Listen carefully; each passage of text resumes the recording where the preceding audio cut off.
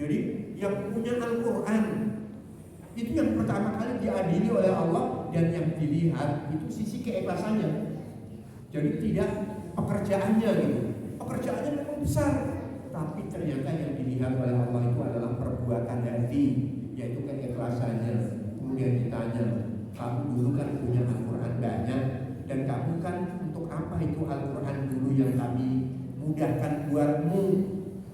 Saya berikan kamu itu taufik sehingga mudah punya Al-Quran, pemahaman dan lain sebagainya. Untuk apa? Kemudian ya saya ajarkan sesuai dengan perintahmu ya Rabb. Kemudian Allah tahu. Nah inilah Allah tahu, gak bisa kan ditutup-tutupi. Kalau di dunia sih bisa ditutup-tutupi, bisa mengelak-ngelak gitu kan. Kalau di akhirat sana gak bisa itu mengelak. Allah itu tahu yang tersimpan, yang terbuka itu Allah SWT tahu. Tidak kadzabta, kamu dusta, kamu itu mengajarkan Al-Quran agar supaya dinilai oleh orang sebagai qari, orang yang ahli Quran, membacakan Al-Quran. Kemudian yaqubuhu ilan nar, kemudian Allah SWT seretnya ke dalam neraka. Ternyata orang yang berperan besar. Kemudian yang kedua adalah orang yang mujahid. Ini kan amal-amal besar. Artinya orang yang terjun di medan perang sana itu akan ditanya oleh Allah. Ternyata nanti ditolak juga oleh Allah. Tidak, kamu itu bukan untuk meninggikan kalimatku di atas permukaan bumi.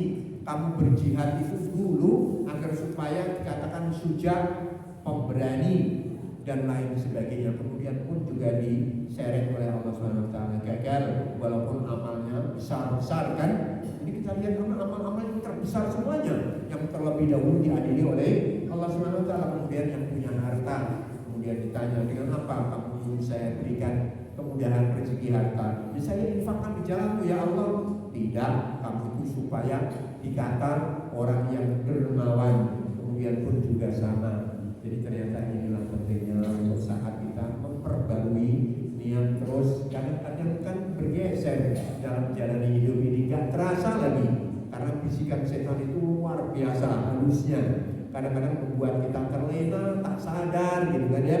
Nah ini perlunya setiap saat kita evaluasi keikhlasan kita dalam berbuat, siapapun saja. Ya kita yang ngajar, kita yang berbuat, apapun saja, sholat kita, zakat kita, puasa kita.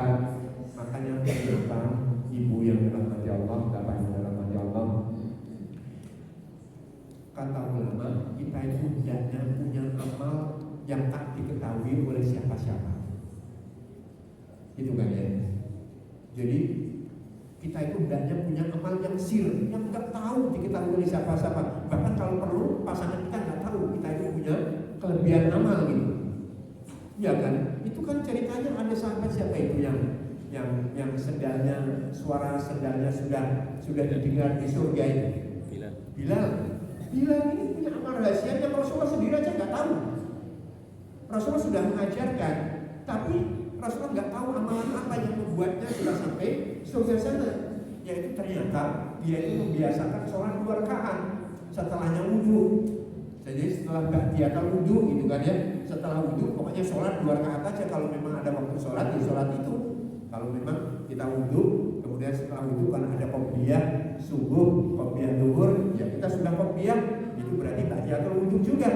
Tapi kalau misalnya kita wudhu jam segini, ya kita sholat duha, berarti sudah ada ba'diyatul wudhu yang berupa sholat duha. Tapi kalau nggak ada perintah sholat habis zuhur misalnya, kita wudhu, ya kita sholat mutlak aja. Kita sholat ba'diyatul wudhu atau sholat mutlak. Ini ternyata punya amalan rahasia. Sampai Rasulullah penasaran, apa yang membuatmu sendalmu kok sudah terdengar terlebih dahulu di surga. Nah ini perlu kita punya amalan rahasia. Jadi ada ustaz itu punya amal rahasia. Jadi ustaz itu kalaulah berada di bandara kadang-kadang ini kita nggak terasa juga di bandara itu. Kita ini kan butuh diberikan keselamatan oleh Allah dalam perjalanan. Jadi ustaz itu selalu menjaga, memberikan uang kepada kebersihan di kamar kecil itu. Jadi di kamar kecil setiap dia masuk, turun maupun berangkat dari bandara biasanya kan banyak orang yang sebelum atau sesudahnya mampir dulu di kamar kecil dan situ ada tim kebersihan. Itu selalu dia jaga, selalu dia jaga. Tapi sudah bocor terlebih dahulu, gitu kan ya. Ya, bocor, tapi bocornya kan diketahui orang kan, tapi dia buatnya dirahasiakan gitu. Jadi kita butuh keselamatan kan ketika dengan infak itu kan, siapa tahu dengan infak kecil Allah mudahkan perjalanan kita. Dalam perjalanan itu kita butuh pertolongan dari Allah SWT. Nah, kita ini butuh amal-amal rahasia apa yang mestinya kita lakukan. Apakah itu zikir dengan zikir khusus yang mana nggak diketahui oleh orang gitu ya. Kadang-kadang orang di tengah sholat tahajud itu kan sholat yang sudah dirahasiakan oleh Allah. Tapi kadang-kadang meskipun demikian disebut di apa kan namanya, ditulis-tulis itu tahajudnya gitu kan ya.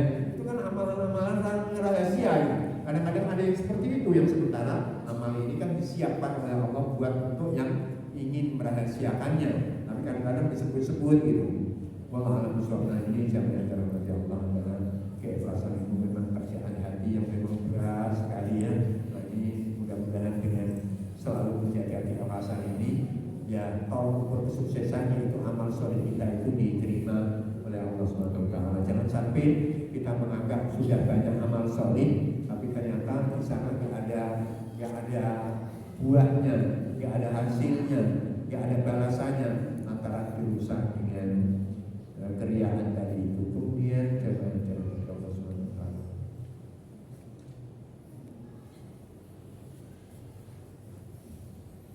Kemudian adalah al-ittiba. Betul, al-ittiba. Ittiba itu ya, ini caranya kita selalu belajar terus. Ittiba itu yang mencontoh. Karena ibadah kan begini Pak ya, kecuali kalau amal yang sifatnya umum. Kalau ibadah itu kan al-aslu fiha al-qadr. Asal ibadah, ini ibadah yang makhluk, itu hukum aslinya kan dilarang. Boleh kita mengkreasi, mengada-ngada. Tapi kalau urusan muamalah, apakah itu muamalah maliyah, apakah muamalah istimanya, interaksi kita, bisnis, interaksi sosial, itu ya bebas saja. Yang penting nggak dilarang oleh Allah SWT, bisa berkreasi. Bahkan kalau amal sosial itu kita disuruh terus untuk berkreasi yang belum dilakukan oleh orang lain, agar supaya kita yang terdepan gitu kan. Kata Rasulullah SAW, "Man sana sunatan hasanah." Siapa yang selalu berkreasi untuk membuat amal-amal baik yang tidak berkait tentang keagamaan, tapi kita yang membuat kreasinya, pencetus awalnya, sehingga orang-orang pada niru gitu.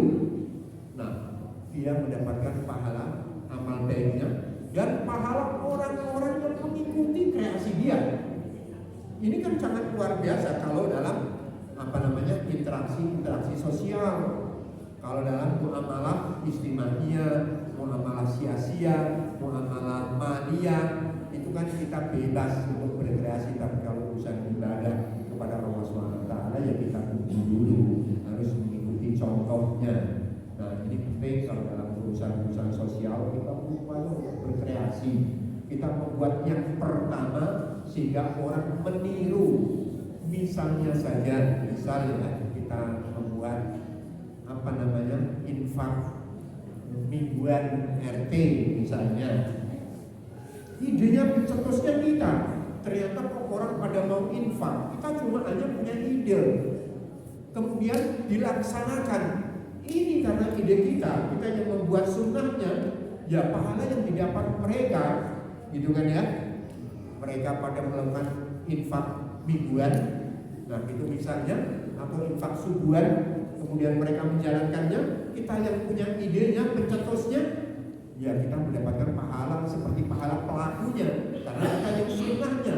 Nah ini yang urusan sosial seperti itu. Tapi kalau urusan ibadah, ya kita harus mengikuti yang dicontohkan oleh Allah, yang dicontohkan oleh Rasulullah SAW. Jadi tidak akan diterima. Kan contohnya ada orang yang berkreasi dalam ibadah, 3 orang.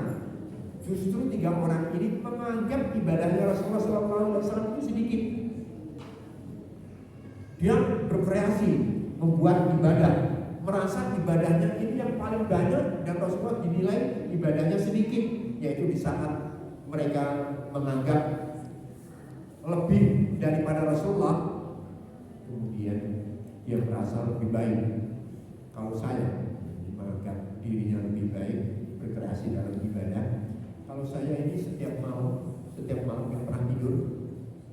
Setiap malamnya tiap mulai suntuk gitu kan, mulai maghrib sampai subuh nggak pernah tidur. Makanya dia menganggap ibadahnya Rasulullah masih sedikit. Sementara kan Rasulullah melarang hal yang seperti itu. Karena fisik ini kan ada haknya untuk istirahat. Jadi saat-saat aja, sebentar untuk ini, sebentar untuk yang lain. Bahkan Rasulullah pernah menegur siapa itu sahabat Salman dengan Abi Dar atau siapa itu ya. Salman ketika dipersaudarakan oleh Rasulullah dengan Abi Dar, yang mana Abi Dar ini sudah tidak tahu hak keluarganya. Setiap malam itu qiyamul lail terus, siangnya puasa terus. Jadi puasa menaun gitu. Nggak pernah puasa, nggak cukup puasa Daudnya, nggak cukup puasanya puasa naun, menaun, nggak ada hari kecuali dia berpuasa. Ini sebaik-baiknya puasa kan puasanya Daud, berarti selebih itu sudah nggak ada puasa lagi. Jadi afdhalus shaum Daud, wa afdhalus shalah ba'dal maktubah ya sholatul lail. Sebaik-baik puasa puasanya Daud, berarti luar ini sudah nggak baik lagi. Nah Daud puasanya kan sehari puasa sehari tidak, tapi ini enggak.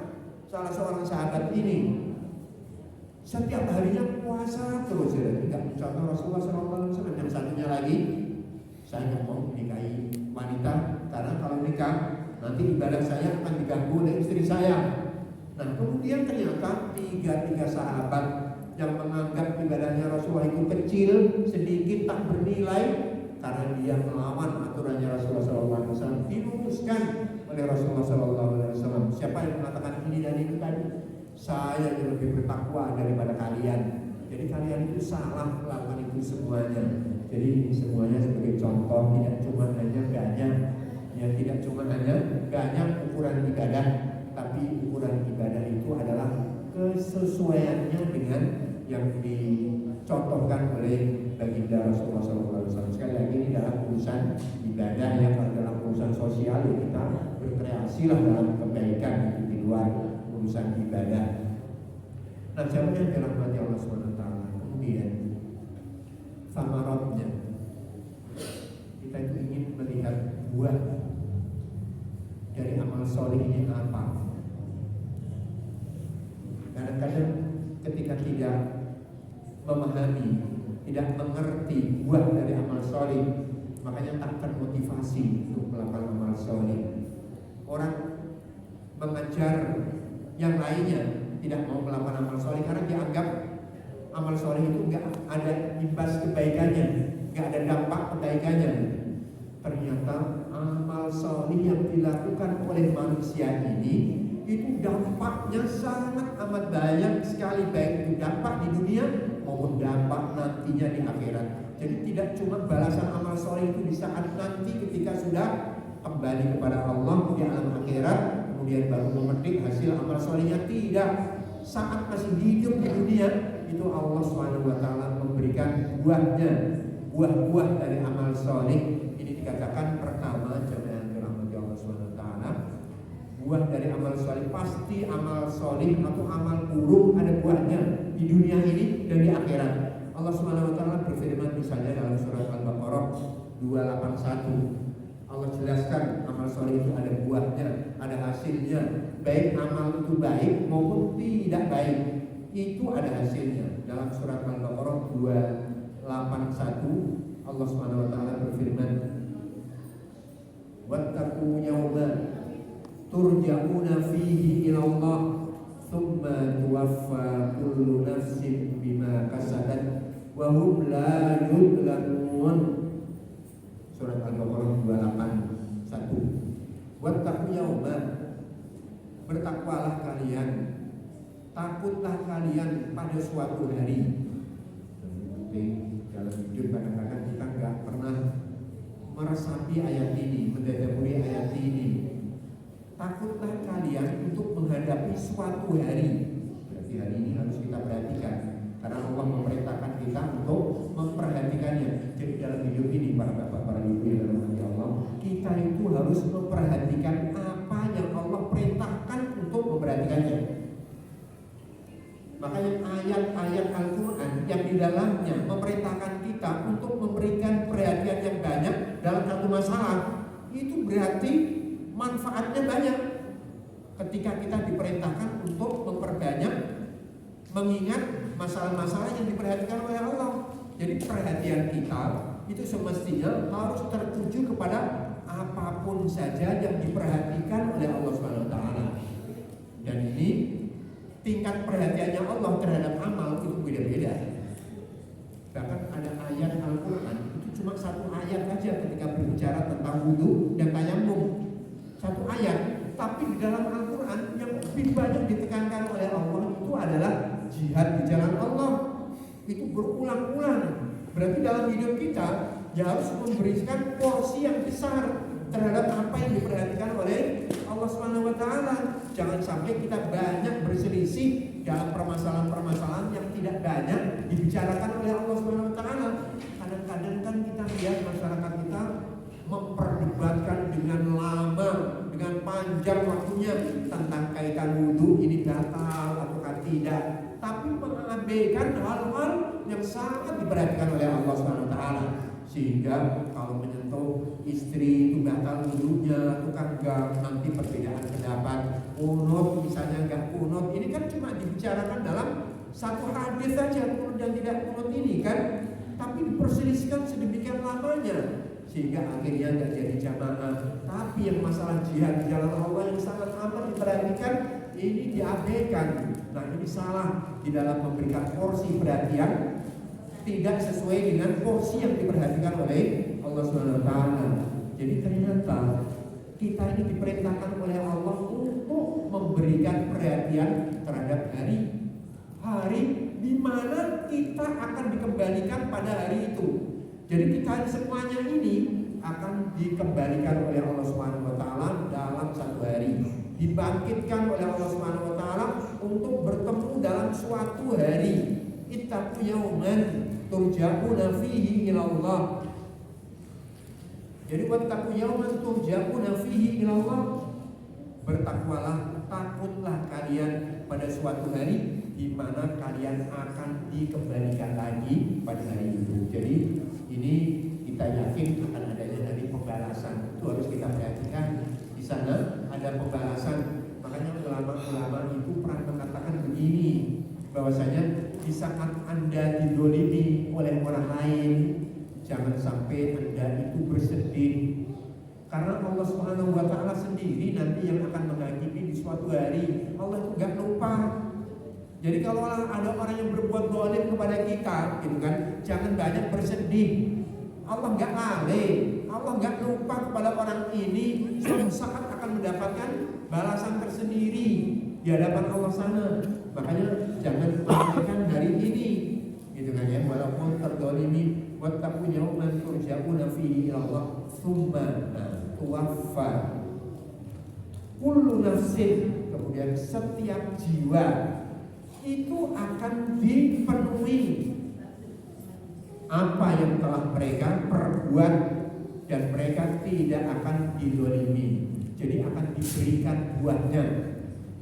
Allah Subhanahu wa Ta'ala akan menunaikan balasannya, tidak akan ada yang dibiarkan. Dan ini kullu nafsin, gak ada yang terlupakan, terlalaikan gitu. Kullu, semuanya jiwa ini akan mendapatkan balasannya semuanya. Berarti kalau baik ya baik, kalau buruk ya buruk. Ingat hari ini. Nah, jamaah yang dirahmati Allah, ternyata amal baik itu ada balasannya, ada buahnya. Kalau nggak di sini ya di sana. Tapi ternyata kita lihat balasan di sini, di dunianya. Itu yang pertama, jamaah yang dirahmati Allah SWT, balasan amal baik di dunia ini sudah bisa dirasa. Dan ini jarang untuk dimengerti banyak orang. Yaitu pertama, as-sa'adah. Jadi dia akan mendapatkan as-sa'adah, kebahagiaan. Jadi orang yang berbuat baik, beramal baik itu hidupnya akan bahagia. Sekarang ini para bapak yang dirahmati Allah SWT, banyak orang mencari kebahagiaan. Bahkan menggunakan biaya yang mahal, waktu yang banyak, biaya mahal, waktu banyak. Kadang-kadang pergi piknik keluar dalam rangka untuk mendapatkan kebahagiaan. Gak dilarang, boleh. Kita disuruh untuk bertebaran di atas permukaan bumi, sekaligus disuruh juga untuk kuliner. Kuliner juga diperintahkan, gak apa-apa, boleh. Tapi ternyata kebahagiaan itu tidak di sana. Jadi belum tentu ketika dia sudah safar, pepergian jauh, piknik untuk mencari kebahagiaan, nanti dia akan bahagia, setelah itu akan bahagia terus. Gak mungkin di sana bahagia, tapi setelah pulang sempit lagi hidupnya. Tapi yang menjalan, yang jelas bisa memutar balikkan hati manusia. Dan yang dirahmati Allah SWT itu adalah Allah SWT. Sementara Allah SWT berfirman, Man amila salihan min dzakarin aw untha wa huwa mu'minun falanuhyiyannahu hayatan thayyibah wa lanajziyannahum ajrahum bi ahsani ma kanu ya'malun. Man amila sholihan, barang siapa yang beramal sholih. Amal sholih tadi sudah jelas. As-sholih, amal sholih itu maknahu aswabuhu wa akhlasuhu. Amal sholih disebut amal sholih itu adalah aswabuhu, yang paling benar menurut Allah, wa akhlasuhu, yang paling ikhlas. Jadi yang benar dan ikhlas itu amal sholih. Jadi baik tapi gak benar menurut Allah, atau baik tapi gak ikhlas karena Allah, gak dianggap amal sholih. Jadi siapa yang berbuat amal sholih, Allah mengatakan baik itu dari laki-laki, baik perempuan, ketika berbuat amal sholih, falanuhyiyannahu, aku berikan kehidupan hayatan thayyibah, kehidupan yang baik. Jadi tenang. Ini kata mereka yang sudah sering menjalani amal sholih, para bapak, para ibu yang dirahmati Allah. Itu mereka menemukan kebahagiaan yang tiada taranya. Tapi kalau belum mencoba, mungkin dianggapnya kok mau ya melakukan amal seperti itu. Tapi bagi yang sudah sering melakukan, itu ternyata menemukan kebahagiaan yang tidak ditemui di amal-amal yang lain, atau dengan harta, dengan kekuasaan. Belum tentu dia akan menemukan kebahagiaan dengan hartanya, dengan kekuasaannya. Kata orang yang sudah biasa infak, para bapak, para ibu, yang sudah biasa ya infak, itu katanya menemukan kepuasan yang luar biasa. Jadi kepuasan, bahagia yang luar biasa. Tapi kalau belum biasa, beratnya luar biasa, beban, tekanan gitu, ingin mengeluarkan hartanya, bahkan merasa sedih, lama berpikir kenapa saya kumpulkan lama-lama, kok ternyata saya berikan berkuranglah nilai harta saya. Menyesal ya. Tapi kalau sudah dicoba terus berlatih melakukan amal sholih, infak, sedekah, itu kebahagiaannya luar biasa. Ini baru bisa dirasakan bagi yang sudah melakukannya. Jadi kebahagiaan yang luar biasa ketika bisa membuat orang yang susah menjadi senang. Nah, itulah jamaah yang dirahmati Allah. Jadi ketika kita ingin mengejar kebahagiaan hidup sebelum mendapatkan kebahagiaan di akhirat, yaitu berbuatlah amal-amal yang banyak, apapun saja dalam hidup kita yang muncul itu adalah kebaikan. Karena begini, dalam sebuah riwayat, seburuk-buruk orang menurut Allah di akhirat itu adalah orang yang hidup di dunia ini itu takut mendekat kepadanya, khawatir mendapatkan keburukannya. Ini seburuk-buruk manusia di akhirat nanti sana. Bagi orang mukmin tentunya, kalau orang kafir sudah tidak dibicarakan tadi. Jadi seburuk-buruk orang menurut Allah SWT itu adalah orang yang orang tidak mau mendekat kepadanya, takut akan keburukannya. Jadi jangan sampai kita ini, orang-orang itu lari dari kita karena takut dari kehidupan kita, karena yang muncul adalah keburukan. Gak ada kebaikan yang akan diberikan kepada orang lain. Jadi bagaimana kita setiap saat itu bisa menebar kebaikan-kebaikan kepada orang yang akan di sekelilingnya. Inilah yang akan menyebabkan Allah SWT mendekatkan diri kita kepada zat-Nya Allah SWT. Jadi itulah yang dirahmati Allah. Jadi kalau bisa ya kita setiap saat itu dimanapun saja orang melihat senang, berinteraksi dengannya, mendapatkan manfaat. Ketika berbicara, tutur katanya menyenangkan gitu. Jadi tidak ada hal-hal yang membuatnya susah. Tapi kadang-kadang, makanya kan di antara ciri penghuni surga itu kan hayyin, orangnya pemudah gitu, gak pernah mengusir itu orang. Apa itu? Ciri-ciri ada 4 kriteria penghuni surga, hayyinun, layyinun, atau apa itu kan? Ini kan sifat-sifat hati semuanya. Hayyin itu adalah mudah, nggak membuat sulit orang. Itu ciri-ciri orang yang penghuni surga. Tapi bukan berarti mempermudah kemaksiatan kan gitu ya, mempermudah untuk kebaikan-kebaikan, tidak mempermudah untuk yang tidak baik. Jangan dirahmati Allah, kadang-kadang kita ini mencari kebahagiaan, ternyata kebahagiaan itu mudah untuk didapat. Yang tahu adalah Allah. Ternyata Allah menunjukkan kita untuk mendapatkan kebahagiaan, perbanyaklah amal-amal soleh, itu akan menenangkan kehidupan kita. Karena kan amal ini, para bapak yang dirahmati Allah SWT, itu ada biasnya, ada kepuasan batin tersendiri. Bahkan kata orang yang sudah terjun dalam dunia pendidikan, itu kepuasan spiritual seseorang ketika mengajar sudah sekian tahun. Ini kalau terjunnya dunia pendidikan, itu ketika nanti melihat anak buahnya, anak didiknya ternyata lebih banyak kontribusinya daripada dirinya. Dulu ketika awal datang gak bisa membaca Al-Quran dengan baik, kemudian mulailah menghafalkan Al-Quran, ternyata sekian tahun hafal Al-Quran, kemudian ternyata hafalannya lebih kuat daripada diri kita, pengamalannya lebih banyak dari diri kita, misalnya kita sebagai pendidiknya. Itu kata orang, kepuasan batinnya itu lebih besar daripada orang yang memiliki sebanyak materi apapun saja. Kepuasan batinnya itu seperti itu. Jadi amal-amal soleh inilah yang akan menghadirkan kebahagiaan hidup. Falanuhyiyannahu hayatan thayyibah. Ini menggunakan redaksi nun. Nun itu kan menunjukkan Allah mengagungkan zat-Nya sendiri. Berarti aku mampu loh untuk membahagiakan kamu. Kamu memiliki kekuasaan, makanya Allah mengagungkan zat-Nya sendiri karena mampu. Kemudian ditambah dengan lam. Lam ini adalah memperkuat kata. Kemudian ditambah lagi dengan nun taukid. Berarti orang yang berbuat baik pasti dasarnya begitu. Karena Allah memperkuat katanya dengan redaksi-redaksi penguat kata supaya gak ada keraguan. Gak ada keraguan sedikit pun di saat berbuat baik, pasti akan mewariskan kebahagiaan. Sampai redaksinya dengan menggunakan alat-alat penguat kata supaya kita yakin gak ada keraguan sedikit pun. Nah ini jawabannya dirahmati Allah SWT.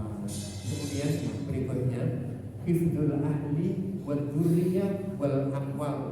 Jadi buah dari amal soleh pada bapak yang dirahmati Allah itu akan bisa membawa, akan bisa mendatangkan perlindungan Allah SWT pada keluarganya. Jadi kesolehan orang tua ini akan berdampak kepada, pertama, Allah akan menjaga keluarganya. Pak, Bu, sering sekali kan orang tua itu yang dipikirkan harta apa yang nanti saya wariskan buat anak-anakku. Itu gak salah, benar. Karena Rasulullah SAW pun juga mengatakan, annaka antadar warasataka agniya khairul lakum min antadarohum alatan yatakaffafunan nas.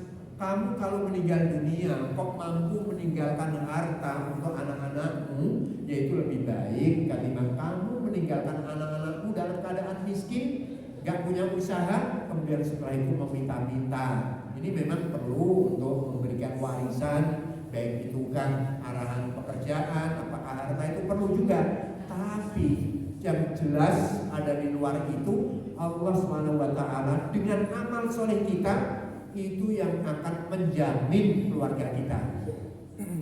Jadi jangan sampai cuma yang kita pikirkan usaha keras untuk meninggalkan warisan kepada anak, tapi kita melupakan amal soleh. Ini yang akan menyebabkan Allah menjamin keluarga. Mungkin kita tahu kan dalam surat Al-Kahfi, Allah Subhanahu wa taala berfirman, wa ammal jidaru fakana li gulamaini yatimaini fil Madinah wa kana tahtahu kanzul lahuma wa kana abuhuma sholihan